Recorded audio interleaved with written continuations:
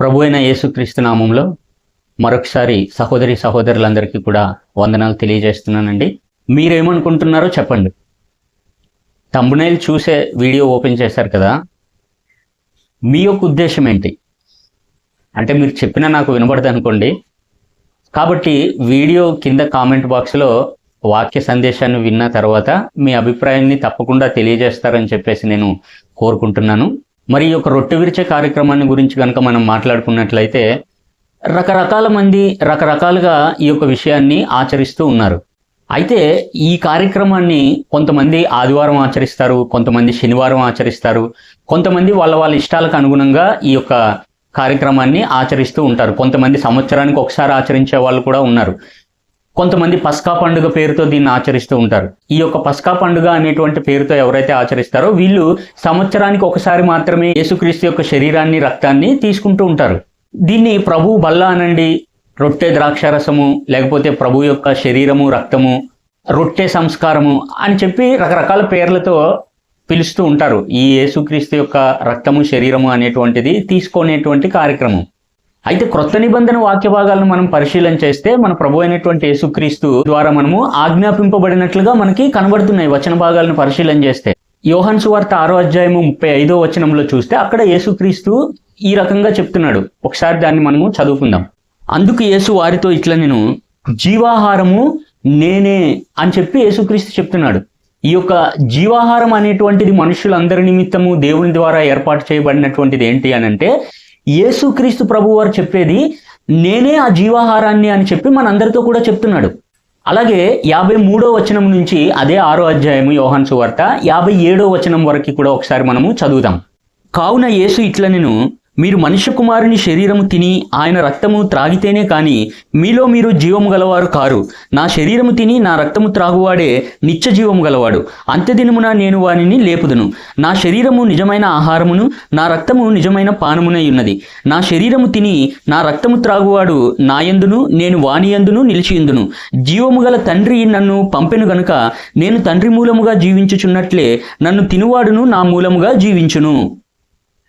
ఇదే పరలోకము నుండి దిగి వచ్చిన ఆహారము అని చెప్పి యేసుక్రీస్తు ప్రభు వారు తన యొక్క శరీరాన్ని గురించి, తన యొక్క రక్తాన్ని గురించి మాట్లాడుతూ, మీరు దీన్ని తినాలి, నా రక్తాన్ని మీరు త్రాగాలి, అప్పుడే మీరు జీవం గలవారై ఉంటారు. నా శరీరము తిని నా రక్తము ఎవడైతే త్రాగుతాడో వాడు మాత్రమే జీవము కలిగినటువంటి వాడు. మీకు జీవం కావాలనంటే దేవుడు ఏర్పాటు చేసినటువంటి ఆ యొక్క జీవాహారం ఏంటనంటే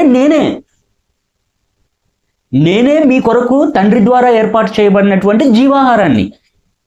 మీరు జీవం గలవారై ఉండాలనంటే ఖచ్చితంగా నా శరీరాన్ని తిని నా రక్తాన్ని మీరు త్రాగాలి అనేటువంటి యేసుక్రీస్తు యొక్క ఉపదేశానుసారముగా మనం ఆయన యొక్క శరీరాన్ని రక్తాన్ని తీసుకుంటున్నాం. మన యొక్క విశ్వాసం ద్వారా ఏంటనంటే ఆయన యొక్క శరీరాన్ని రొట్టె రూపంలోను, ఆయన యొక్క రక్తాన్ని ద్రాక్షారసం రూపంలోను మన విశ్వాసాన్ని బట్టి ఇది ఆయన శరీరం అని, ఇది ఆయన రక్తం అని చెప్పి తీసుకుంటున్నాం. అయితే ఈ రొట్టె అంటే ఏంటి, ద్రాక్షారసం అంటే ఏంటి, దాని యొక్క వివరాల్లోకి వెళ్ళడానికి ఈ యొక్క వాక్య సందేశం కాదు, కానీ నేను వాటి జోలికైతే ఈ యొక్క వీడియో సందేశంలో వెళ్ళదలుచుకోలేదు. అయితే ఈ కార్యక్రమాన్ని ఎప్పుడు చేయాలి అనేటువంటి దాంట్లో ఈరోజు మన చుట్టూ ఉన్నటువంటి అపోహలనండి, మరి వేరే భిన్నాభిప్రాయాలు అనండి, వాటి వరకు మాత్రమే ఈ యొక్క వాక్య సందేశంలో నేను లేఖనాలను ఉదహరించి మాట్లాడాలని చెప్పేసి అనుకుంటూ ఉన్నాను. ఇది ఎప్పుడు చేయాలి, లేఖన భాగానుసారము మనము దీన్ని వ్యవహరించాల్సినటువంటి సమయాన్ని గురించి ఈ వీడియోలో వాక్య సందేశం ద్వారా మనము మాట్లాడుకుందాం. దీని యొక్క వివరాల్లోకి గనక మనం వెళ్ళినట్లయితే, అంటే ప్రభు యొక్క శరీరము, ఆయన యొక్క రక్తాన్ని మనం ఏదైతే తీసుకుంటున్నామో యేసుక్రీస్తు ఆజ్ఞాపించినట్లుగా నా శరీరాన్ని తిని నా రక్తాన్ని త్రాగితే గానీ మీలో మీరు జీవం గలవారు కారు అని చెప్పి యేసుక్రీస్తు ఏదైతే 6వ అధ్యాయంలో చెప్పాడో దాన్ని పరిశీలన చేస్తే జాగ్రత్తగా మనం ఆ విషయాలను గనక వచనం వెంబడి వచనము చదువుకుంటూ వెళ్ళినట్లయితే దాన్ని పౌలు ఏ విధంగా ఉదహరిస్తున్నాడనంటే ఒకసారి చూద్దాం. మనము 1 కొరింథీయులకు రాసిన పత్రిక 5వ అధ్యాయము 7వ వచనాన్ని ఒకసారి మనము చదువుకుందాం. 7వ వచనము 2వ భాగాన్ని మనం పరిశీలన చేస్తే, ఇంతేకాక క్రీస్తు అను మన పస్కా పశువు వధింపబడెను అని చెప్పి పౌలు చెప్తున్నాడు అనమాట. యేసుక్రీస్తు యొక్క మరణాన్ని, లేకపోతే ఆయన యొక్క బలియాగాన్ని దేనికి సాదృశ్య రూపకంగా మాట్లాడుతున్నాడనంటే పస్కా పశువు ఇది, దీన్ని యోహాన్ ఎలా అన్నాడో మనకందరికీ కూడా తెలుసు కదా. లోక పాపములను మోసుకొని పోవు దేవుని యొక్క గొర్రెపిల్ల అని చెప్పి యేసుక్రీస్తు ప్రభువు వారిని గొర్రెపిల్లతో పోల్చి మాట్లాడుతున్నాడు. దాని కొనసాగింపుగానే ఇక్కడ పౌలు ఏం చెప్తున్నాడనంటే, క్రీస్తు అనేటువంటి పస్కా పశువు మీ అందరి నిమిత్తమై వధింపబడింది, లేకపోతే మనందరి నిమిత్తమై వధింపబడింది అని చెప్పి యేసుక్రీస్తు యొక్క మరణాన్ని ఇక్కడ మనకి తెలియజేస్తున్నాడు పౌలు. కాబట్టి యేసుక్రీస్తు ఏమయ్యాడు ఇప్పుడు అని అంటే పస్కా పశువు అయ్యాడు కదా. ఈయన పస్కా పశువు. కాబట్టి పౌలు యొక్క వివరణను కనుక మనం పరిశీలన చేస్తే అది ఎలా కనబడుతుంది అనంటే, యేసుక్రీస్తు ప్రభు వారిని పస్కా పశువుతో పోల్చి మాట్లాడడం ద్వారా మనకు అర్థమైనటువంటి విషయం ఏంటి అనంటే, ఈయన పస్కా పశువు. పస్కా పశువు ఏ విధంగా అయితే వధింపబడిందో యేసుక్రీస్తు ప్రభు వారు ఆ రకంగా అర్పింపబడ్డారు అని చెప్పి పౌలు వివరించడం ద్వారా మన యొక్క దృష్టిని, మన యొక్క ఆలోచన క్రమాన్ని ఏంటనంటే పాత నిబంధన వైపు, లేకపోతే ధర్మశాస్త్ర సంబంధమైనటువంటి విషయాల వైపు మనల్ని పరిశీలించమని, మనల్ని ఆ మార్గంలోకి నడిపిస్తున్నట్లుగా ఉంది. పౌలు యేసుక్రీస్తు యొక్క బలియాగాన్ని, లేకపోతే స్వయంగా యేసుక్రీస్తునే పస్కా పశువుతో పోల్చి మాట్లాడడం ఏంటనంటే, పస్కా పశువు గురించి నీకు ఎలా తెలుస్తుంది? అసలు పస్కా అనేటువంటి పండుగ గురించి నీకు ఎలా అర్థమవుతుంది అని అంటే, దేవుడు మోషే ద్వారా ఇశ్రాయేలీలకు ఆజ్ఞాపించినటువంటి విషయం ఇది. కాబట్టి పౌలు మనల్ని లేఖనాల వైపు మళ్ళిస్తున్నాడు ఆయనను పస్కా పశువు అని చెప్పడం ద్వారా. కాబట్టి ఇప్పుడు ఈ యొక్క పస్కా పశువు గురించి నీకు అర్థం అవ్వాలనంటే ఖచ్చితంగా ధర్మశాస్త్రంలోని లేఖనాలను పరిశీలించి యేసుక్రీస్తు ఏ విధంగా పస్కా పశువుగా అర్పింపబడ్డాడు అనేటువంటి విషయాన్ని మనం అర్థం చేసుకోవడానికి సులభతరంగా ఉంటుంది. లేకపోయినట్లయితే ఏం జరుగుతుందనంటే, అనేకుల పాపముల నిమిత్తమై, లేకపోతే అనేకులను పాపము నుంచి బయటికి తీసుకొచ్చి నిత్య జీవం అనేటువంటి మార్గంలోకి నడిపించడానికి జీవాహారము నేనే అని చెప్పి యేసుక్రీస్తు ఏదైతే చెప్పాడో, మనం ఏదైతే విశ్వసిస్తున్నామో, ఆయనను రక్షకుడిగా అంగీకరించడానికి, ఆయనను క్రీస్తుగా అంగీకరించడానికి, క్రీస్తును క్రీస్తుగా ఒప్పుకోవడానికి మనకు ఆధారం దొరకదు. నిర్గమకాండం 12వ అధ్యాయము 13వ అధ్యాయము ఈ 2 అధ్యాయాలని కనుక మనం చదివినట్లయితే అసలు ఈ పస్కా పశువు అంటే ఏమిటి, పస్కా పండుగను దేవుడు ఎందుకు ఆచరించమన్నాడు, ఇశ్రాయేలీయులు ఎందుకు దీన్ని ఆచరించాలి, ఏ విధంగా ఆచరించాలి అనేటువంటి వివరాలు మొత్తము నిర్గమకాండం 12వ అధ్యాయము 13వ అధ్యాయంలో చాలా క్లియర్ కట్గా మనకి అర్థం అవడానికి అని చెప్పి దేవుడు వాటిని మోషే ద్వారా రాసి ఉంచాడు. అందులో నుంచి కొన్ని వాక్య భాగాలను మనము ఇప్పుడు చూద్దాం. ఎందుకనంటే ఈయన పస్కా పశువు అని చెప్పి పౌలు చెప్పాడు కాబట్టి ఈ వచనాలను మనం చదివినట్లయితే అసలు పస్కా అంటే ఏంటి, పస్కా పశువు ఎందు నిమిత్తం అర్పింపబడింది అనేటువంటి విషయాల మీద మనకు కొంత అవగాహన రావడానికి అవకాశం ఉంది. నిర్గమకాండం 12వ అధ్యాయము 3 నుంచి 8 వచనాలను ఒకసారి మనము చదువుకుందాం. మీరు ఇశ్రాయేలీల సర్వ సమాజముతో ఈ నెల దశమి నాడు వారు తమ తమ కుటుంబముల లెక్క చొప్పున ఒక్కొక్కడు గొర్రెపిల్లనైనను మేకపిల్లనైనను, అనగా ప్రతి ఇంటికి ఒక గొర్రెపిల్లనైనను ఒక మేకపిల్లనైనను తీసుకొనవలెను. ఆ పిల్లను తినుటకు ఒక కుటుంబం చాలకపోయిన ఎడల వాడును వాని పొరుగువాడును తమ లెక్క చొప్పున దాన్ని తీసుకొనవలెను. ఆ గొర్రెపిల్లను భుజించుటకు ప్రతివాని భోజనము పరిమితిని బట్టి వారిని లెక్కింపవలెను. నిర్దోషమైన ఏడాది మగపిల్లను తీసుకొనవలెను. గొర్రెలలో నుండి అయినను మేకలలో నుండి అయినను దాన్ని తీసుకొనవచ్చును. ఈ నెల 14వ దినము వరకు మీరు దానిని ఉంచుకొనవలెను. తరువాత ఇశ్రాయేలీయుల సమాజపు వారందరూ తమ తమ కుటుంబములలో సాయంకాలమందు దాన్ని చంపి దాని రక్తము కొంచెము తీసి తాము దాని తిను ఇండ్ల ద్వారబంధపు 2 నిలువు కమ్ముల మీదను పై కమ్ముల మీదను చల్లి, ఇది పస్కా పండుగ ఆచరించవలసినటువంటి విధానం, లేకపోతే పస్కా పశువును వధించిన తర్వాత జరిగించాల్సినటువంటి కార్యక్రమము. ఈ విధంగా ఇశ్రాయేలీయులకు దేవుడు ఏర్పాటు చేశాడు. అలాగే 12వ వచనం నుంచి 14వ వచనం వరకు కూడా మనం ఒకసారి చదువుదాం. ఆ రాత్రి నేను ఐగుప్తు దేశమందు సంచరించి ఐగుప్తు దేశమందలి మనుషులలోనే గాని జంతువులలోనే గాని తొలి సంతతి అంతయు హతము చేసి ఐగుప్తు దేవతలందరికీ తీర్పు తీర్చెదను. నేను యెహోవాను. మీరున్న ఇండ్ల మీద ఆ రక్తము మీకు గుర్తుగా ఉండును. నేను ఆ రక్తమును చూచి మిమ్మును నశింప చేయక దాటిపోయేదను. నేను ఐగుప్తు దేశమును పాడు చేయుచుండగా మిమ్మును సంహరించుటకు తెగులు మీ మీదికి రాదు. కాబట్టి ఈ దినము మీకు జ్ఞాపకార్థమైనదగును. మీరు యెహోవాకు పండుగగా దానిని ఆచరింపవలెను. తరతరములకు నిత్యమైన కట్టడగా దాన్ని ఆచరింపవలెను. అలాగే 26, 27 వచనాలు కూడా చూద్దాం. మరియు మీ కుమారులు మీరు ఆచరించు ఈ ఆచారం ఏమిటి అని మిమ్మల్ని అడిగినప్పుడు మీరు, ఇది యెహోవాకు పస్కా బలి. ఆయన ఐగుప్తీలను హతము చేయుచు మన ఇండ్లను కాచినప్పుడు ఆయన ఐగుప్తులోనున్న ఇశ్రాయేలీయుల ఇండ్లను విడిచిపెట్టెను అనవలెనని చెప్పెను.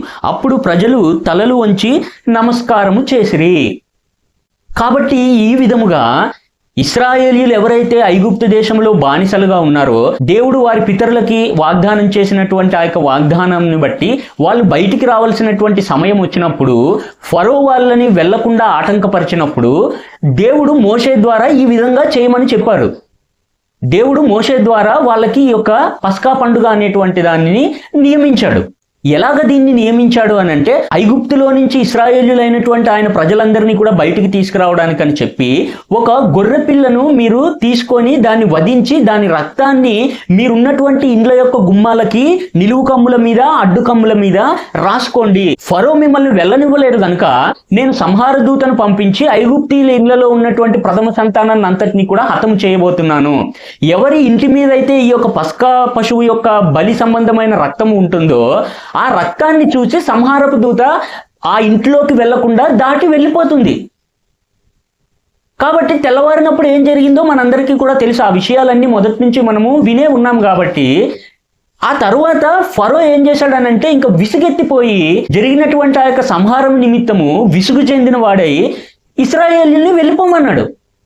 మీకు ఎంత మాత్రం కూడా ఈ దేశంలో ఉండడానికి వీల్లేదు, వెళ్ళిపోండి అని చెప్పినప్పుడు ఇశ్రాయేలీయులందరూ కూడా వాళ్ళ ఇళ్లలో నుంచి బయటకు వచ్చి ఐగుప్తు దేశంలో నుంచి విడుదల చేయబడి దేవుడు వాళ్ళ పితరులకు ఇచ్చినటువంటి వాగ్దాన దేశం వైపు వాళ్ళు ప్రయాణం అనేటువంటిది మొదలు పెట్టారు. ఇది పస్కా పశువు యొక్క ఇతివృత్తాంతం అనేటువంటిది ఇలా ఉంది.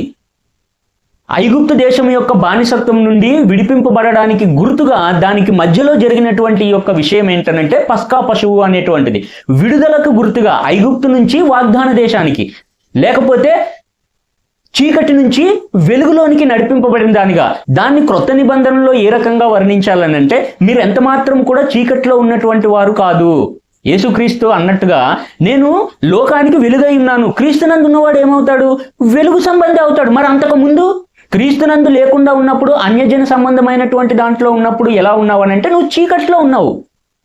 అంటే దాని అర్థం ఏమొస్తుందనంటే నువ్వు ఐగుప్తు దేశంలో ఉన్నావు, బానిసగా ఉన్నావు. దేనికి? శరీర సంబంధమైనటువంటి పాప నియమానికి అని దానికి సంబంధించినటువంటి వివరణలు మనకు కొత్త నిబంధనలో కనబడతాయి. అలాగే నిర్గమాకాండం 13వ అధ్యాయము 10వ వచనాన్ని కూడా ఒకసారి మనము చదువుదాం.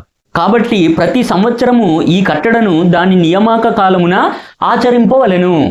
కాబట్టి సంవత్సరానికి ఒకసారి ఇది మీరు ఏ దినమైతే ఐగుప్తు దేశంలో ఆ యొక్క పస్కా పశువు వధించి ఐగుప్తులో నుంచి బయటకు వచ్చారో, దేవుడు మిమ్మల్ని అక్కడి నుంచి విడిపించి తీసుకొచ్చాడో, ఆ యొక్క నియామక కాలాన్ని జ్ఞాపకం చేసుకోవడానికి ప్రతి సంవత్సరం కూడా మీరు దీన్ని చెయ్యాలి అని చెప్పేసి ఈ నియామక కాలం అనేటువంటి దానికి గుర్తుగా, అంటే ఇశ్రాయేలీయులు విడిపింపబడిన దానికి గుర్తుగా దీన్ని జ్ఞాపకం చేసుకుంటూ ప్రతి సంవత్సరం కూడా మీరు ఈ యొక్క పస్కా పండుగని ఆచరించాలి అని చెప్పేసి దేవుడు వాళ్ళకి తెలియజేశాడు. దేవుడు ఇశ్రాయేలీయులతో చెప్పినటువంటి మీరు ఆచరించండి అనేటువంటి ఒక నియామక కాలాలు, పండుగలు ఏవైతే ఉన్నాయో వాటన్నింటిలో ఈ యొక్క పస్కా పండుగ అనేటువంటిది ఒక ప్రాముఖ్యమైనటువంటి పండుగ. అయితే ఈ యొక్క క్రియారూపకంగా మోషే ద్వారా ఇశ్రాయేలీయులకు ఆజ్ఞాపించినటువంటి యొక్క నియామక కాలాలు, పండుగలు, దినాలు అనేటువంటివి ఏవైతే ఉన్నాయో, కొన్ని ప్రాముఖ్యమైనటువంటి దినాలు ఇవి మీరు పాటించండి వాటి క్రమ ప్రకారం అని ఏదైతే చెప్పాడో, ఇది ఇశ్రాయేలీయులకు మాత్రమే ఆజ్ఞాపించబడినటువంటి విషయము. మిగతా లోకానికి అంతటికీ కూడా ధర్మశాస్త్రం ఇవ్వబడలేదు. ఈ విషయాన్ని చాలా జాగ్రత్తగా గమనించాలి మనం. దేవుడు మోషే ద్వారా వాళ్ళకి ఇచ్చినటువంటి ఆజ్ఞ రూపంలో ఇవ్వబడినటువంటి ఆచరించవలసినటువంటి క్రియారూపకంగా వాళ్ళు చేయవలసినటువంటి విషయాలు ఏవైతే ఉన్నాయో అవన్నీ కూడా ఇశ్రాయేలీయులకు మాత్రమే విధించబడినటువంటి నియమావళులు. ఈ విషయాన్ని మనము చూద్దాం ఒకసారి. ఎక్కడనంటే లేవికాండము 26వ అధ్యాయము 46వ వచనం. యెహోవా మోషే ద్వారా సీనాయి కొండ మీద తనకును ఇశ్రాయేలీయులకును మధ్య నియమించిన కట్టడలను, తీర్పులను, ఆజ్ఞలను ఇవే. ఇశ్రాయేలీయులకి దేవునికి మధ్య నియమించబడినటువంటి ఈ యొక్క నియమావళులు, కట్టడలు, ఆజ్ఞలు. అలాగే ఈ విషయాన్ని మలాకి గ్రంథం 4వ అధ్యాయం 4వ వచనంలో కూడా మనము చూడొచ్చు.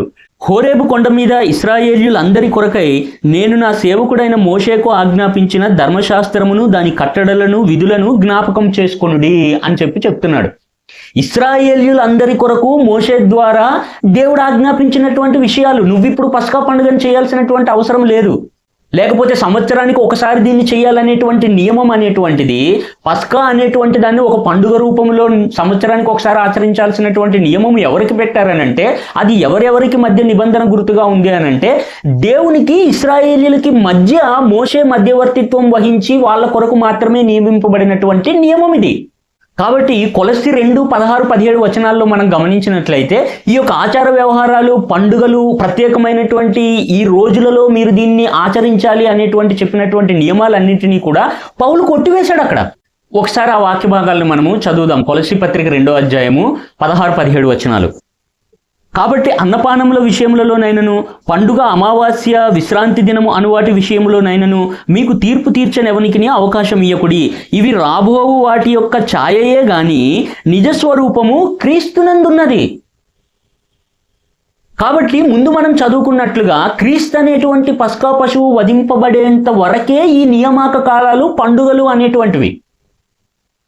అది ఛాయారూపకంగా చెప్పబడినటువంటి విషయాలు. క్రీస్తు అనేటువంటి పస్కా పశువు వచ్చి బలి అర్పింపబడేంత వరకు మాత్రమే ఉండేటువంటి ఆచార వ్యవహారాలు అవి.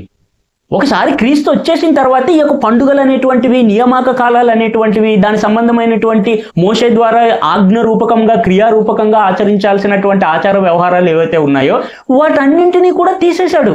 ఎందుకనంటే నిజస్వరూపం అనేటువంటిది వచ్చేసింది కాబట్టి ఛాయారూపకంగా ఉన్నటువంటి ధర్మశాస్త్ర సంబంధమైనటువంటి విషయాలలో ఇప్పుడు నీకు ఏమాత్రం కూడా కట్టుబాటు లేదు. కాబట్టి మరొక వాదన ఏంటనంటే దేవుడు 6 రోజులు పనిచేసి 7వ దినం విశ్రాంతి తీసుకున్నాడు. 7వ దినాన్ని దేవుడు ఆశీర్వదించాడు కాబట్టి ఈ యొక్క 7వ దినాన్ని మాత్రమే ఈ యొక్క కార్యక్రమం చెయ్యాలి. ఆ రకమైనటువంటి వాదన చేసే వాళ్ళు కొంతమంది ఉన్నారు. ఇప్పుడే మనం చూసాం కదా, ఏంటి అనంటే ధర్మశాస్త్ర సంబంధమైనటువంటి విధి రూపకమైన నియమావళులన్నీ కూడా దేవుని కుమారుడైనటువంటి యేసుక్రీస్తు వచ్చేంత వరకు కూడా సూచనగా ఇవ్వబడ్డాయి. దేవుడు 6 రోజులు పనిచేసి 7వ రోజు విశ్రాంతి తీసుకున్నానని చెప్పేసి ధర్మశాస్త్రంలో, లేకపోతే ఆదికాండంలో ఉన్నది. సరే, ఒకసారి ఆ వచన భాగాన్ని మనము చదువుదాం. ఆదికాండం 2వ అధ్యాయము 2-3 వచనాలు ఒకసారి మనము చూద్దాం. దేవుడు తాను చేసిన తన పని 7వ దినములోగా సంపూర్తి చేసి తాను చేసిన తన పని అంతటి నుండి 7వ దినమున విశ్రమించెను. కాబట్టి దేవుడు ఆ 7వ దినమున ఆశీర్వదించి పరిశుద్ధపరచెను. సరే, 7వ దినాన్న దేవుడు విశ్రాంతి తీసుకున్నాడు అని చెప్పేసి రాయబడి ఉన్నది, కాదనడం లేదు. అయితే క్రొత్త నిబంధన సంబంధమైనటువంటి విషయాల్లో పౌలు దాన్ని ఎలాగ చెప్పాడనంటే ఇవన్నీ కూడా ఆచారాలు, నియమాలు, పండుగలు అనేటువంటివి ఉన్నాయి. అయితే ఇవి యేసుక్రీస్తు వచ్చేంత వరకు ఛాయారూపకంగా ఇవ్వబడినటువంటి విషయాలు. అసలైనటువంటిది ప్రత్యక్షమైనప్పుడు, దాని యొక్క నిజస్వరూపం అనేటువంటిది వచ్చినప్పుడు ఇక ఛాయ కింద ఉండం కదా. ధర్మశాస్త్రం అనేటువంటిది యేసుక్రీస్తు వద్దకు నిన్ను నడిపించడానికి దేవుడు ఏర్పాటు చేసినటువంటి బాల శిక్షకుడు. కాబట్టి అసలైనటువంటిది పస్కా పశువు ఏదైతే ఉందో అది వచ్చినప్పుడు మళ్ళీ నువ్వు దాన్ని ఇంకా పండుగలాగా ఆచరించాలి, సంవత్సరానికి ఒకసారి దీన్ని చేయాలి అనేటువంటి నియమం అనేటువంటిది ఇక్కడ ఉండదు. పండుగలు అనేటువంటివి, ఆచార వ్యవహారాలు అనేటువంటి విషయాల్లో మీరు జాగ్రత్తగా ఉండండి అని చెప్పేసి పౌలు బోధిస్తున్నాడు మనకి. సరే, దేవుడు విశ్రాంతి తీసుకున్నాడు అని చెప్పి అన్నాడు కదా. అయితే దేవుడు నిజానికి విశ్రాంతి తీసుకున్నాడా? ఛాయారూపకంగా చెప్పబడినటువంటి విషయాలు అనేటువంటివి ఇక్కడ ప్రాధాన్యత సంతరించుకుంటుంది. ఎలాగనంటే దేవుడు నిజానికి విశ్రాంతి తీసుకున్నాడే అనుకోండి, మరి ఇంకొకరు ఛార్జ్ తీసుకునే వ్యక్తి కావాలి కదా. దేవుడు ఏమేం పనులు చేస్తాడు? మృతి నొందించువాడను బ్రతికించువాడను నేనే అని చెప్పి అన్నాడు. దేవుడు విశ్రాంతి తీసుకుంటే జనాలు చచ్చిపోకూడదు. ఇంకా ఏమన్నాడు? గర్భఫలం అనేటువంటిది యెహోవా ఇచ్చేటువంటి బహుమానము.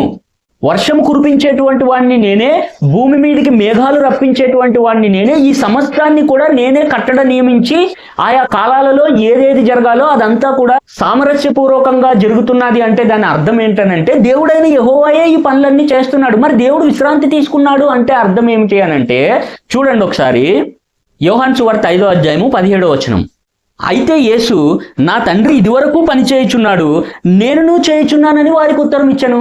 దేవుడు విశ్రాంతి తీసుకోలేదు. ఇంకా దేవుడు విశ్రాంతి తీసుకుంటే ఆయన స్థానంలో ఆ యొక్క పని బాధ్యతను తీసుకునేటువంటి మరొక వ్యక్తి ఉండాలి, లేకపోతే సృష్టి యొక్క క్రమం అనేటువంటిది దెబ్బతింటుంది.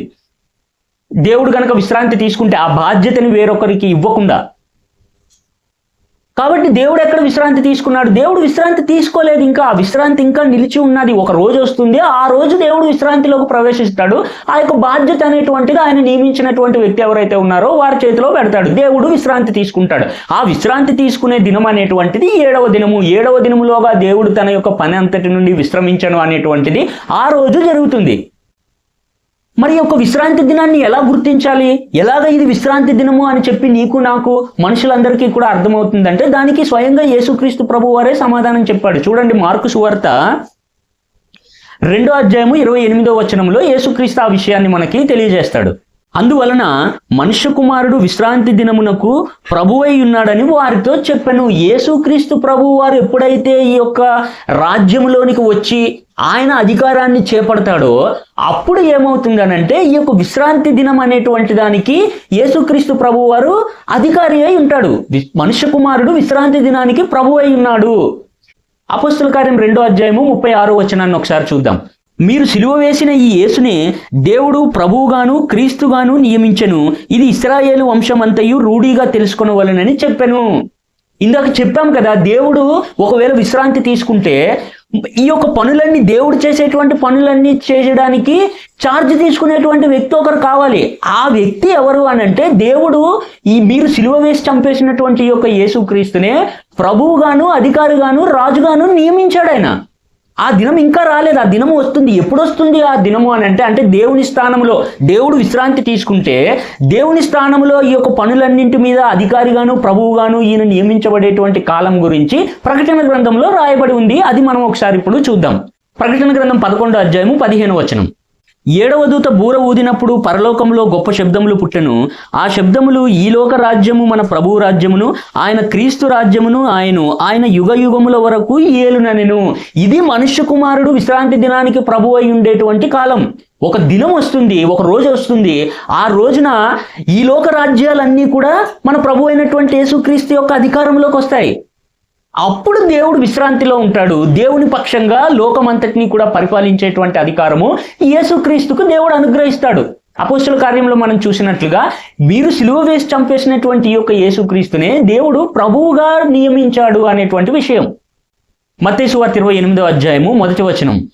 విశ్రాంతి దినము గడిచిపోయిన తరువాత ఆదివారమున తెల్లవారుచుండగా అని చెప్పి ఉన్నది కాబట్టి విశ్రాంతి దినము గడిచిపోయిన తరువాత ఆదివారం అని అంటే ముందు రోజు ఏమైంది? శనివారం అయింది. కాబట్టి విశ్రాంతి దినం అనేటువంటిది శనివారం ఆరాధించాలి, లేకపోతే దేవుని ఆరాధన చేసేటువంటిది శనివారం పూట ఆరాధించాలి అని చెప్పి వాదించేటువంటి వాళ్ళు కొంతమంది ఉంటారు. కాబట్టి ఈ ప్రభు యొక్క శరీరము, ఆయన రక్తాన్ని తీసుకునేటువంటి యొక్క విషయం ఏదైతే ఉందో, ఈ కార్యక్రమం ఏదైతే మనం చేస్తున్నామో, ఇది ఎందు నిమిత్తము, దాని యొక్క అర్థం ఏంటనేటువంటిది ఏ యొక్క అవగాహనతో చేస్తున్నాం అనేది ప్రాముఖ్యం. కానీ ఎప్పుడు, ఏ రోజు, ఏ వారము, ఏ గంట, ఏ గడియలో చేస్తున్నాం అనేటువంటిది ప్రాధాన్యత కాదు. అపోస్తుల కార్యం 2వ అధ్యాయంలో పేతురు చేసినటువంటి ప్రసంగంలో పేతురు ఏ విషయాలను ప్రాధాన్యత గలవాటిగా ప్రకటించాడనేటువంటి విషయం 22వ వచనంలో ఏం చెప్తున్నాడనంటే, ఇశ్రాయేలీయులారా ఈ మాటలు వినుడి, దేవుడు నజరేయుడగు యేసు చేత అద్భుతములను మహత్కార్యములను సూచక క్రియలను మీ మధ్యను చేయించి ఆయనను తన వలన మెప్పు పొందిన వానిగా మీకు కనపరచెను.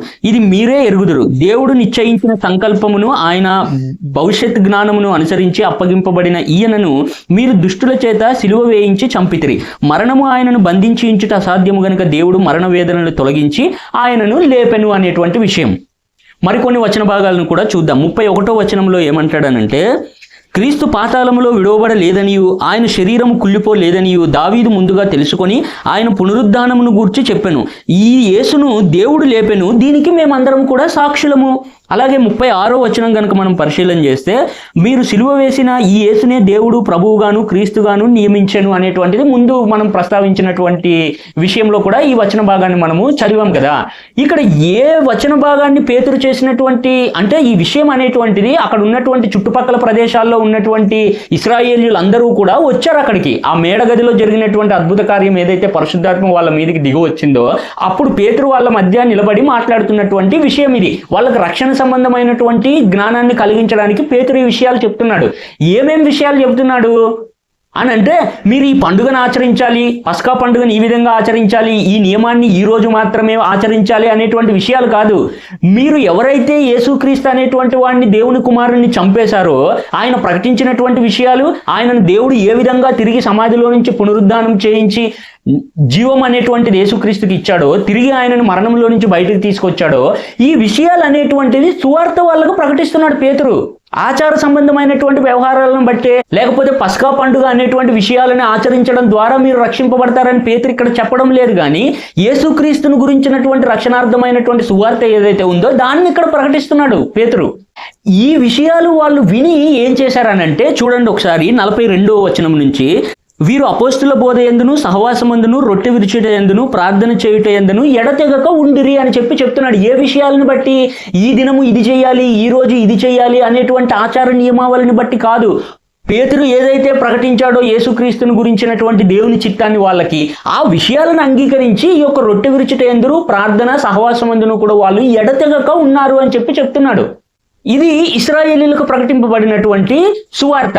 10వ అధ్యాయంలోకి వచ్చేసరికి ఏమైందనంటే, ఈ యొక్క కొర్నేలి అనేటువంటి ఇంటికి ఈయన వెళ్ళడం జరుగుతుంది. అక్కడ కూడా ఇదే రకమైనటువంటి సువార్తని ఇక్కడ ఇశ్రాయేలీయులకు ఏదైతే ప్రకటించాడో, అక్కడ అన్యజనులైనటువంటి కొర్నేలి ఇంట్లో ఉన్నటువంటి, లేకపోతే కొర్నేలి ఇంటికి పేతురు వచ్చాడు అనేటువంటి విషయం తెలుసుకొని వచ్చినటువంటి అన్యజనులందరికీ కూడా ఈ విషయాలనే బోధిస్తున్నట్లుగా మనకు అక్కడ కనబడుతుంది. ఒకసారి మనం ఆ విషయాల్ని చూద్దాం. అపోస్తుల కార్యం 10వ అధ్యాయము 34వ వచనం. దేవుడు పక్షపాతి కాడని నిజముగా గ్రహించి ఉన్నాను. ప్రతి జనులలోనూ ఆయనకు భయపడి నీతిగా నడుచుకుని వానిని ఆయన అంగీకరించును. యేసుక్రీస్తు అందరికీ ప్రభువు. ఆయన ద్వారా దేవుడు సమాధానకరమైన సువార్తను ప్రకటించి ఇశ్రాయేలీయులకు పంపిన వర్తమానమును మీరు ఎరుగుదురు. కాబట్టి దేవుడు అందరినీ కూడా రక్షించాలని చెప్పేసి యేసుక్రీస్తు ద్వారా రక్షణార్థమైనటువంటి సువార్తను ప్రకటిస్తున్నాడు. ఆచార వ్యవహారాలు, పండుగలు, దినాలకు సంబంధించినటువంటి విషయాలు కావు నిన్ను రక్షించేటువంటిది. అపోస్తుల కార్యము 10వ అధ్యాయము 34వ వచనము నుంచి ఆఖరి వరకు మనం చదివితే పేతురు ఏ విషయాలని కొర్నేలి ఇంట్లో బోధిస్తున్నాడు అనేటువంటి విషయం, అంటే అన్యజనులకు బోధిస్తున్నాడు అనేటువంటి విషయం మనకి అర్థమవుతుంది. దేవుడు పక్షపాతి కాడని నిజముగా గ్రహించి ఉన్నాను. ప్రతి జనములోనూ ఆయనకు భయపడి నిజముగా నడుచుకుని వానిని ఆయన అంగీకరించును. యేసుక్రీస్తు అందరికీ ప్రభువై ఆయన ద్వారా దేవుడు సమాధానకరమైన సువార్తను ప్రకటించి ఇశ్రాయేలీయులకు పంపిన వర్తమానం మీరు ఎరుగుదురు. యోహాను బాప్తిస్మం ప్రకటించిన తరువాత గలిలియా మొదలుకొని యూదయాయందంతటా ప్రసిద్ధమైన సంగతి మీకు తెలియను. అదేమనగా దేవుడు నజరేయుడైన యేసును పరిశుద్ధాత్మతోనూ శక్తితోనూ అభిషేకించినన్నదియే. దేవుడు ఆయనకు తోడై ఉండెను గనుక ఆయన మేలు చేయుచు అపవాది చేత పీడింపబడిన వారిని అందరినీ స్వస్థపరచుచు సంచరించుచుండెను. ఆయన యూదుల దేశమందును యెరూషలేము నందును చేసిన వాటన్నింటికి మేము సాక్షులము. ఆయనను వారు మ్రానున వేలాడదీసి చంపిరి. దేవుడు ఆయనను 3వ దినమున లేపి ప్రజలందరికీ కాక దేవుని చేత ముందుగా ఏర్పరచబడిన సాక్షులకే, అనగా ఆయన మృతులలో నుండి లేపిన తరువాత ఆయనతో కూడా అన్నపానములు పుచ్చుకొనిన మాకే ఆయన ప్రత్యక్షముగా కనబడినట్లు అనుగ్రహించెను. ఇదియుగాక దేవుడు సజీవులకును మృతులకును న్యాయాధిపతిగా నియమించిన వాడు ఈయనే అని ప్రజలకు ప్రకటించి దృఢసాక్ష్యం ఇవ్వవలనని మాకు ఆజ్ఞాపించను అని చెప్పి ఈ విషయాలన్నింటినీ కూడా పేతురు అక్కడ వాళ్ళకి తెలియజేస్తున్నాడు. అలాగే 47వ వచనం నుంచి చూస్తే, అందరూ పేతురు మనవలె పరిశుద్ధాత్మను పొందిన వీరు బాప్తిస్మం పొందకుండా ఎవడైనను నీళ్లకు ఆటంకపరచగలడా అని చెప్పి క్రీస్తు యేసు నామమునందు వారు బాప్తిస్మం పొందవలనని ఆజ్ఞాపించను. పేతురు ఈ విషయాలు ఎప్పుడైతే ప్రకటించాడో వాళ్ళందరూ కూడా విశ్వసించి నమ్మి బాప్తిస్మం పొందారు. ఇశ్రాయేలీలకి అన్యజనులకి కూడా ఈ యొక్క పస్కా సంబంధమైనటువంటి నియమావళి అనేటువంటిది ఒకటే. ఆ 12వ అధ్యాయం నిర్గమకాండ 13వ అధ్యాయంలో విషయాలన్నింటినీ కూడా మనం జాగ్రత్తగా చదివితే అక్కడ ఉంటుంది. నీలో ఉన్నటువంటి పరదేశ అయినా సరే ఇది వర్తిస్తుంది ఈ విషయం అనేటువంటిది. కాబట్టి దేవునికి పక్షపాతం లేదని చెప్పి ఇక్కడ చెప్తున్నాడు కదా. పేతురు ప్రకటించినటువంటి ఈ విషయాల్లో ఎక్కడ కూడా మరి యొక్క రొట్టె విరిచే కార్యక్రమం అనేటువంటిది ఈ దినాన్నే చెయ్యాలి, ఈ రోజునే చెయ్యాలి అనేటువంటి నియమం ఎక్కడా కూడా సువార్తలో లేదు. ఎక్కడా కూడా పేతురు కానీ పౌలు కానీ ఎక్కడా కూడా సూచనప్రాయంగా కూడా ఈ విషయాల్ని మీరు ఖచ్చితంగా ఇలాగనే చేయాలి, ఈ రోజే చేయాలనేటువంటి విషయాన్ని ఎక్కడా కూడా వాళ్ళు ప్రస్తావించలేదు. అది ఎవరికి ఇవ్వబడింది? నియామక కాలం అనేటువంటిది, ఆచార వ్యవహారం అనేటువంటిది ఎవరికి ఇవ్వబడింది అని అంటే ఇశ్రాయేలీయులకు మాత్రమే. ఎందుకనంటే అది యేసుక్రీస్తు దగ్గరికి నడిపింపబడడానికి బాలశిక్షుడు ఛాయారూపకంగా చెప్పబడినటువంటి విషయాలు. ఆ పస్కా పశువునే పౌలు ఏం చెప్తున్నాడనంటే, క్రీస్తు అనేటువంటి పస్కా పశువు వధింపబడింది. దేనికి గుర్తుగా? ఐగుప్తులో నుంచి వాగ్దాన దేశానికి, అనగా పాపములో నుంచి జీవములోనికి విడిపింపబడడానికి దేవుడు క్రొత్త నిబంధన ద్వారా స్థిరపరుస్తున్నటువంటి నియమావళికి గుర్తుగా, దేవుని యొక్క ప్రేమకు గుర్తుగా ఈ యొక్క పస్కా పశువు అనేటువంటి యేసుక్రీస్తు గుర్తుగా ఉన్నాడు. కాబట్టి 2వ అధ్యాయంలో ఇశ్రాయేలీయులందరూ కూడా ఈ యొక్క పేతురు ప్రకటించినటువంటి సువార్త విని బాప్తిస్మం తీసుకున్నారు. ఇక్కడ 10వ అధ్యాయంలో ఏమైందనంటే కొర్నేలి ఇంట్లో ఉన్నటువంటి వాళ్ళందరూ కూడా విని రక్షణ పొంది బాప్తిస్మం తీసుకున్నారు. వాళ్ళు అక్కడ ఏం చేశారు? పేతురు యొక్క సువార్త విని అపోస్తుల సహవాసమందును రొట్టె విరుచుట యందును ఎడతెగక ఉన్నారు. అదే విషయం వీళ్ళకి కూడా, బాప్తిస్మం పొందినటువంటి వీళ్ళకి కూడా వర్తిస్తుంది కదా. అపోస్తుల సహవాసమందును రొట్టె విరుచుటయందును ఈ సువార్త ఎవడైతే విన్నాడో, ఎవడైతే యేసుక్రీస్తు నామంలో బాప్తిస్మం పొందాడో వాళ్ళందరూ కూడా ఎడతెగక ఈ విషయాలని పాటించి వాటి యందు నిలకడగా నీ యొక్క విశ్వాస క్రమం అనేటువంటి దాన్ని ముందుకు కొనసాగించుకుంటూ పోవాలి. కాబట్టి ఈ రెండు విషయాలని కూడా ఒక దగ్గర మనము సమకూర్చి చూసినప్పుడు ఇక్కడ 2వ అధ్యాయంలో మనం ముందు చదువుకున్నట్లుగా అపోస్తుల సహవాసమందు రొట్టె విరుచుటయందు ఎడతెగక ఉండిరి. కింద 46వ వచనంలో చూసినట్లయితే, మరియు వారు ఏక మనస్కులై ప్రతిదినము దేవాలయములో తప్పక కూడుకొనుచు ఇంటింటా రొట్టె విరుచుచు దేవుని స్తుతించుచు ప్రజలందరి వలన దయ పొందిన వారై అని చెప్పేసి ప్రస్తావించాలి ఇక్కడ. కాబట్టి ఎక్కడైతే ఈ యొక్క సువార్తను ప్రకటిస్తూ ఉన్నారో, ఏ స్థలమంది అయితే ఈ యొక్క విషయాలు వెల్లడిపరచడం జరుగుతున్నదో అక్కడ ఈ యొక్క ప్రభు యొక్క శరీరం అనేటువంటి దానికి గుర్తుగా ఉన్నటువంటి ఈ యొక్క రొట్టె విరిచే కార్యక్రమం అనేటువంటిది జరుగుతుంది.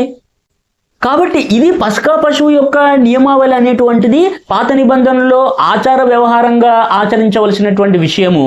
అయితే దాని నిజస్వరూపమైనటువంటి యేసుక్రీస్తు అనేటువంటి ఈ యొక్క పస్కా పశువు యొక్క శరీరాన్ని రక్తాన్ని తీసుకునేటువంటి ఈ నియమము. అయితే ఎందు నిమిత్తం దీన్ని చేయాలి, దీన్ని చేయడానికి గల కారణం ఏంటి అని అంటే, యోహాను సువార్తలో ముందు మనం చూసాం కదా, మీరు జీవము గలవారు కావాలని అంటే మీకు జీవం అనేటువంటిది అవసరం ఉంది కాబట్టి నా శరీరాన్ని తిని నా రక్తాన్ని త్రాగాలని చెప్పి యేసుక్రీస్తు ప్రభు వారు మనందరికీ కూడా ఆజ్ఞాపించారు. దాన్ని ఇంకొంత ముందుకు కొనసాగించినట్లయితే 1 కొరింథీ పత్రిక 11వ అధ్యాయము 24వ వచనం, దానిని విరిచి ఇది మీ కొరకైన నా శరీరము, నన్ను జ్ఞాపకం చేసుకొనుటకై దీనిని చేయుడని చెప్పెను. దేనికోసం చేయాలి దీన్ని, ఎందు నిమిత్తమై చేయాలి దీన్ని అని అంటే ఇక్కడ ఇస్తున్నటువంటి వివరణ ఎలా ఉందనంటే లేఖన భాగాల్లో, నన్ను జ్ఞాపకం చేసుకోవడానికి దీన్ని చెయ్యండి. దేన్ని జ్ఞాపకం చేసుకోవడానికి? ఐగుప్తు దేశంలో నుంచి మీరు ఏదైతే ఆ యొక్క బానిసత్వంలో నుంచి బయటకు వచ్చారో ప్రతి సంవత్సరం కూడా దాని నియామక కాలంలో ఈ యొక్క పస్కా పశువు అనేటువంటి దానిని దేవుడు కలిగించినటువంటి విడుదలకు గుర్తు చేసుకుంటూ ఈ విషయాలు అనేటువంటివి మీరు ఆచరించాలి. ఇక్కడ యేసుక్రీస్తు ప్రభు వారు చెప్తున్నటువంటి విషయాలు ఎలా ఉన్నాయనంటే, నన్ను జ్ఞాపకం చేసుకోవడానికి దీన్ని చేయండి. మీరు దేన్ని జ్ఞాపకం చేసుకోవాలి? యోహాను చెప్పినటువంటి విషయం, లోక పాపమును మోసుకొని పోవు దేవుని గొర్రెపిల్ల. ఇది పస్కా పశువు ఎందుకు వధింపబడుతుంది అనంటే లోకంలో ఉన్నటువంటి పాపాన్ని అంతటినీ కూడా మోసుకొని పోవడానికి. అక్కడైతే ఇశ్రాయేలీయులకు మాత్రమే రాబోయేటువంటి దానికి గుర్తుగా ఛాయారూపకంగా విధించబడినటువంటి కట్టడి ఇది. ఈయన అలా కాదు, దేవునికి పక్షపాతం లేదు కదా, లోకంలో ఉన్నటువంటి వాళ్ళందరి యొక్క రక్షణ నిమిత్తమే అర్పింపబడినటువంటి పస్కా పశువు ఇది. దీన్ని ఆచరించాలి అంటే ఎందుకోసం ఆచరించాలి అని అంటే నన్ను జ్ఞాపకం చేసుకోవడానికి. దేవుడు యేసుక్రీస్తు అనేటువంటి ఆయన కుమారుడి ద్వారా ఎలాగ రక్షణ అనేటువంటిది ఇచ్చాడు, ఆయనను మరణింపజేసి తిరిగి ఆయనను పునరుద్ధానం గావించి నిత్య జీవానికి ఆయనను వారసునిగా చేశాడు. కాబట్టి ఎవడైతే ఈ విషయం ఎడల అవగాహన కలిగి విశ్వసిస్తాడో వాడు కూడా యేసుక్రీస్తులాగే తిరిగి బయటకు వస్తాడనేటువంటిది నీ యొక్క విశ్వాసము.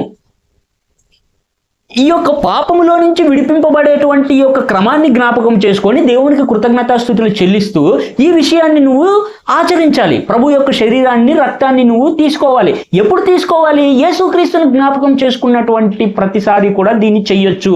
ఏ రకమైనటువంటి ఆటంకము కానీ నియమము కానీ లేవు. కాబట్టి యేసుక్రీస్తు ప్రభు వారిని ఎప్పుడు జ్ఞాపకం చేసుకుంటావు? సంవత్సరానికి ఒకసారి మాత్రమే జ్ఞాపకం చేసుకుంటావా? లేకపోతే శనివారం విశ్రాంతి దినం రోజు మాత్రమే జ్ఞాపకం చేసుకుంటావా? ఆదివారం చర్చికి వచ్చినప్పుడు మాత్రమే జ్ఞాపకం చేసుకుంటావా యేసుక్రీస్తుని? ఎప్పుడు యేసుక్రీస్తు ప్రభు నామంలో 2-3 ఎక్కడైతే కూడుకుంటారో అక్కడ ఈ విషయాన్ని చెయ్యొచ్చు. ప్రభు యొక్క బల్ల అనండి, సంస్కారం అనండి, లేకపోతే రొట్టె ద్రాక్షరసం అనండి, ఏదైనా సరే ప్రభువును జ్ఞాపకం చేసుకుంటూ ఆయన యొక్క రక్తాన్ని, ఆయన యొక్క శరీరాన్ని తీసుకోవచ్చు. తప్పు కానీ, అపవిత్రత కానీ, మరి ఇంకేదో ఆజ్ఞను అతిక్రమించినట్టు కానీ ఈ విషయంలో జరగదు. నన్ను జ్ఞాపకం చేసుకుంటూ దీన్ని చేయుడి అని చెప్పి ఇక్కడ వాక్య భాగం ఇచ్చినటువంటి వివరణ. అయితే ఏమవుతుందనంటే ఈ యొక్క ప్రభు శరీరం అనేటువంటిది దేనికి సాదృశ్య రూపకంగా ఉందంటే సంఘానికి సాదృశ్య రూపకంగా ఉంది కదా. ఇది ఆయన శరీరము. ఈ సంఘం అనేటువంటి శరీరానికి దేవుడు యేసుక్రీస్తు ప్రభు వారిని శిరస్సుగా నియమించాడు. కాబట్టి ఆదివారం అనేటువంటి రోజు సంఘ సభ్యులం అందరము అంటే క్రీస్తు శరీరం అంతా కూడా అక్కడ కూడుకోవడానికి వీలుగా, సౌలభ్యంగా ఒక మంచి ఏర్పాటు అనేటువంటిది అక్కడ జరుగుతుంది. కాబట్టి ఈ యొక్క ఆదివారపు ఆరాధన అనేటువంటి రోజు, ఆ కార్యక్రమం అనేటువంటిది ఆ రోజు మనం చేస్తూ ఉన్నాము. అయితే దాని అర్థం శనివారం చేయొద్దని కాదు. దాని అర్థం సోమవారము, బుధవారము, లేకపోతే ఏదో పండుగ రోజు, ఇంకొక రోజు దీన్ని చెయ్యకూడదు అనేటువంటి నియమం లేదు. మనకు ఉన్నటువంటి వెసులుబాటును బట్టి ఆదివారం అనేటువంటి దాన్ని మనం ఆచరిస్తున్నాము ఈ యొక్క ప్రభు శరీరాన్ని, రక్తాన్ని తీసుకోవడానికి. అంతేగాని ఆ తర్వాత రోజు చేయకూడదని కాదే, లేకపోతే అంతకు ముందు రోజు చేయొచ్చని కాదే. ఈ నియమం అనేటువంటిది ఏది కూడా లేదు. ప్రభువును జ్ఞాపకం చేసుకొనిచు నువ్వు పాపములో నుంచి జీవములోనికి ప్రవేశించడానికి గుర్తుగా దేవుడు చేసినటువంటి యొక్క బలి ఏదైతే ఉందో, యేసుక్రీస్తు అనేటువంటి పస్కా పశువు, ఆ రక్షణను నువ్వు జ్ఞాపకం చేసుకున్న ప్రతిసారి కూడా దీన్ని చేయొచ్చు. అంతేగాని దేవుడు 7వ రోజు విశ్రాంతి తీసుకున్నాడు కాబట్టి ఇశ్రాయేలీలకు 7వ రోజు మీరు సంఘంగా కూడుకోండి అని చెప్పాడు కాబట్టి ఆ రోజే చేయాలనేటువంటిది లేఖనాల యొక్క అవగాహన లేకుండా మాట్లాడేటువంటి వాదనలు ఇవన్నీ కూడా. అయితే ఈ యొక్క పండుగలు అనేటువంటివి, ఆచారాలు అనేటువంటివి, దినాలు అనేటువంటి వాటి గురించి మనం ప్రస్తావిస్తే పౌలు వాటి గురించి కూడా క్లారిఫికేషన్ అనేటువంటిది ఇచ్చాడు. ఎందుకనంటే మనలోనే క్రైస్తవులు అయినప్పటికీ కూడా కొన్ని ఆచార వ్యవహారాలు, నియమాలు అనేటువంటివి పాటిస్తూ ఉంటాడు. ఈ రోజు చాలా మంచి రోజు అండి, లేకపోతే ఇంకో గంట ఆగితే మంచి ముహూర్తం ఏదో ఉందండి అని చెప్పి అనేటువంటి వాళ్ళు క్రైస్తవుల్లో కూడా ఉన్నారు. ఏ రోజు మంచిది, ఏ రోజు మంచిది కాదు అనేటువంటి దానికి పౌలు ఏం చెప్తున్నాడనంటే రోమపత్రిక 14వ అధ్యాయము 5వ వచనం, ఒకడు ఒక దినము కంటే మరి ఒక దినము మంచి దినమని ఎంచుచున్నాడు, మరి ఒకడు ప్రతి దినమును సమానముగా ఎంచుచున్నాడు. ప్రతివాడు తన మట్టుకు తానే తన మనస్సులో రూఢీపరుచుకొనవలెను. ఒకడికేమో ఆదివారం అనుకూలంగా ఉంటుంది, ఇంకొకడికేమో బుధవారం అనుకూలంగా ఉంటుంది. ఆ రోజు మంచిదని అనుకుంటాడు ఒకడు. కాబట్టి ఏ దినము మంచిది, ఏ దినము మంచిది కాదు అనేటువంటిది ఇక్కడ సమస్య కాదు. కానీ ఎప్పుడు ప్రభు యొక్క శరీరాన్ని, ఆయన యొక్క రక్తాన్ని తీసుకోవడానికి నీకు అనుకూలమైనటువంటి వాతావరణం ఉంటుందో, 4-5 లేకపోతే ఒక 10 మంది కూర్చొని ఒక ఇంట్లో ఈ విషయాలు, అంటే రక్షణార్థమైనటువంటి విషయాలు, పాపములో నుంచి దేవుడు ఏ విధంగా విడుదల కలగజేస్తున్నాడు మన ప్రభు అయినటువంటి యేసుక్రీస్తు ద్వారా అనేటువంటి విషయాల్ని జ్ఞాపకం చేసుకోవడానికి ఒక సందర్భం వచ్చినప్పుడు అక్కడ ప్రభు యొక్క రొట్టెని విరిచి ఆయన యొక్క శరీరాన్ని, రక్తాన్ని తీసుకో, తప్పేముంది? ఒకడికి ఒక రోజు మంచిది, ఒకడికి ఇంకొక రోజు మంచిది కాదు. లేకపోతే ఒకడికి అన్ని దినాలు సమానమే. రోజును బట్టి, గంటను బట్టి, సమయాన్ని బట్టి ఏ నియమం కూడా ఇక్కడ నియమింపబడలేదు. గలతీ పత్రిక 4వ అధ్యాయము 10వ వచనం చూద్దాం ఒకసారి. మీరు దినములను, మాసములను, ఉత్సవ కాలములను, సంవత్సరములను ఆచరించుచున్నారు. మీ విషయమై నేను పడిన కష్టము వ్యర్థమైపోవునే అని మిమ్మును గూర్చి భయపడుచున్నాను అంటున్నాడు ఈ యొక్క ఆచార వ్యవహారాలు చేసేటువంటి వాళ్ళ విషయంలో పౌలు. ఎందుకనంటే పౌలు ఎంత కష్టపడి సువార్త ప్రకటించాడు అనేటువంటి విషయాలు మనం పరిశుద్ధ గ్రంథంలో మనము తెలుసుకున్నాం కదా. లేకపోతే ఆయన శిష్యులు అనేటువంటి వాళ్ళు వాళ్ళ ప్రాణాలని సహితము లెక్క చేయకుండా ఈ యొక్క సువార్త ఈరోజు మన దాకా రావడానికి కారణమయ్యారు అనేటువంటి విషయాలన్నీ కూడా మనకు తెలుసు కదా. అసలైనటువంటి రక్షణార్థమైనటువంటి సువార్తను వదిలిపెట్టేసి ఈ రోజే చెయ్యాలి, శనివారమే చెయ్యాలి, విశ్రాంతి దినమే చెయ్యాలి, సంవత్సరానికి ఒకసారి చెయ్యాలి, లేకపోతే చర్చిలో మాత్రమే దీన్ని ఆచరించాలి, దేవుని ఆలయంలోనే దీన్ని తీసుకోవాలి, అలాంటి నియమావళులు అనేటువంటివి సువార్త యొక్క సారాంశం నుంచి నువ్వు బయటికి వెళ్ళిపోయేదానికి, లేకపోతే అసలైనటువంటి రక్షణార్థమైనటువంటి దాంట్లో నుంచి పడిపోయేటువంటి దానికి సాదృశ్య రూపకంగా ఉన్నాయి. పడిపోయేటువంటి దానికి కారణం అవుతాయి ఇటువంటి నియమాలు పెట్టుకుంటే. ఆదివారమే రొట్టె విరవాలండి, శనివారమే విరవాలండి, శనివారం మాత్రమే యేసుక్రీస్తు యొక్క రక్తాన్ని, ఆయన శరీరాన్ని తీసుకోవాలండి అని గనక నువ్వు మాట్లాడితే, ఆ రకమైనటువంటి ఆచార వ్యవహారాల వైపు నువ్వు వెళ్ళినట్లయితే ఇక్కడ ఏమంటున్నాడనంటే ఈ దినాలను బట్టి, రోజులను బట్టి, పండుగలను బట్టి, ఆచార వ్యవహారాలను బట్టి నేను మీకు చెప్పినటువంటి అసలైన విషయాల్లో నుంచి మీరు ఎక్కడ తప్పిపోతారో అని చెప్పి నాకు భయం వేస్తుంది అంటున్నాడు పౌలు. కాబట్టి చాలా జాగ్రత్తగా ఈ విషయాలు అనేటువంటివి మనము లేఖనాన్ని పరిశీలించడం ద్వారా తెలుసుకొని జ్ఞానంతో ఈ పని అనేటువంటిది చేయాలి.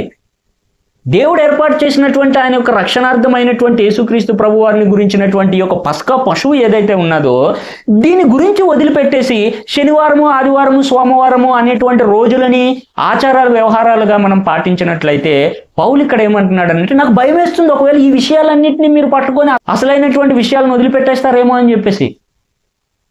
కాబట్టి ఇటువంటి ఆచార వ్యవహారాల జోలికి, రోజుల సంబంధమైనటువంటి విషయాలకి, ఈ రోజు మంచిది మరుసటి రోజు మంచిది కాదనేటువంటి విషయాల జోలికి మనం ఎంత మాత్రం కూడా వెళ్ళకూడదు. ప్రభువును జ్ఞాపకం చేసుకోవడానికి ఈ విషయం అనేటువంటి చేయాలి. ఆయన మరణాన్ని, పునరుద్ధానాన్ని జ్ఞాపకం చేసుకోవడం వల్ల నీకు వచ్చేటువంటి లాభం ఏంటంటే నేను కూడా యేసుక్రీస్తులాగా ఒకరోజు సమాధిలో నుంచి బయటకు వస్తాను.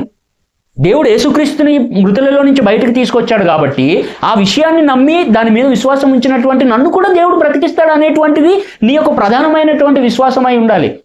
అంతేగాని శనివారం మీద నీ విశ్వాసాన్ని పెట్టుకున్నావు అనుకో, ఆదివారం మీద నీ యొక్క విశ్వాసాన్ని కట్టుకున్నావు అనుకో, మరి దానికి పౌలు చెప్పినట్లుగా మరి నువ్వు పడిపోయేటువంటి అవకాశం ఉంటుంది. ఆదికాండము 1వ అధ్యాయము 31వ వచనాన్ని చదువుకొని ఈ యొక్క వాక్య సందేశాన్ని మనము ముగించుకుందాం. దేవుడు తాను చేసినది యావత్తును చూచినప్పుడు అది చాలా మంచిదిగా ఉండెను. ఏంటంటే దేవుడు చేసినటువంటిది అంతా కూడా ఈరోజు ఎవడు చేశాడు, రేపెవడు చేశాడు, లేకపోతే మొన్నని, అంతకు ముందు రోజుని, గడిచిన సంవత్సరాన్ని, రాబోయేటువంటి సంవత్సరాన్ని, వీటిని ఎవడు చేసింది? ఆదివారాన్ని చేసింది ఎవడు, మంగళవారాన్ని చేసింది ఎవడు, శనివారాన్ని చేసింది ఎవడు? దేవుడే చేశాడు. దేవుడు తాను చేసినది యావత్తును చూసినప్పుడు అది చాలా మంచిది. నువ్వెందుకు శనివారం మంచిది కాదని అంటావు? నువ్వెందుకు ఆదివారం మంచిది కాదని అంటావు? లేకపోతే పలానా మంగళవారం అంటే చాలా మంచిది కాదండి, దుర్దినం అండి ఆ రోజు, ఎందుకు నీకు అవన్నీ? దేవుడు చేసిందంతా కూడా మంచిదని బైబిల్ చెప్తుంది.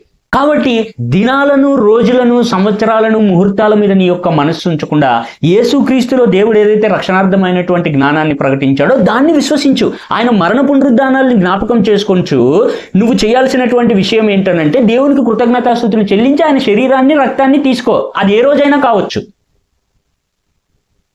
కాబట్టి ఈ కొన్ని విషయాలు మరి నేను ప్రభు యొక్క శరీరాన్ని గురించి, ఆయన రక్తాన్ని గురించి, లేకపోతే ఈ విషయాన్ని ఎప్పుడు ఆచరించాలనేటువంటి విషయాన్ని గురించి తెలియజేయాలనుకున్నటువంటి విషయం. కాబట్టి వాక్య సందేశాన్ని గ్రహించారని, ఇప్పటిదాకా మాట్లాడినటువంటి విషయాలని గ్రహించారని చెప్పి నేను అనుకుంటున్నాను. అందరికీ అర్థమయ్యేలాగే చెప్పానని అనుకుంటున్నాను. అయినప్పటికీ ఇంకా సందేహాలు, ప్రశ్నలు అనేటువంటివి మనకి ఎప్పుడు కూడా ఉంటూ ఉంటాయి. కాబట్టి మీకు ఏమైనా ప్రశ్నలు, సందేహాలు ఉంటే ఖచ్చితంగా కింద కామెంట్ బాక్స్లో, వీడియో యొక్క కామెంట్ బాక్స్లో తప్పకుండా మీ యొక్క సందేహాలని, ప్రశ్నల్ని కామెంట్లో అడగండి. దానికి సాధ్యమైనంత వరకు కూడా సహోదరుల ద్వారా మరి మనము సమాధానాలు పొందుకునేటువంటి అవకాశం దేవుడు మనకి ఇచ్చాడు, ఇవ్వాలి. ఇంకా ఈ రకంగా మనల్ని దేవుడు ముందుకు నడిపించాలని చెప్పేసి కోరుకుంటూ, ఇది ఈరోజు మరి మనం మాట్లాడుకున్నటువంటి వాక్య భాగము. మరిన్ని విషయాలు మాట్లాడడానికి, మరిన్ని దేవుని సంబంధమైనటువంటి విషయాలు తెలుసుకోవడానికి దేవుడు మనందరికీ కూడా మరొక అవకాశం ఇవ్వాలని చెప్పి కోరుకుంటూ వందనాలు.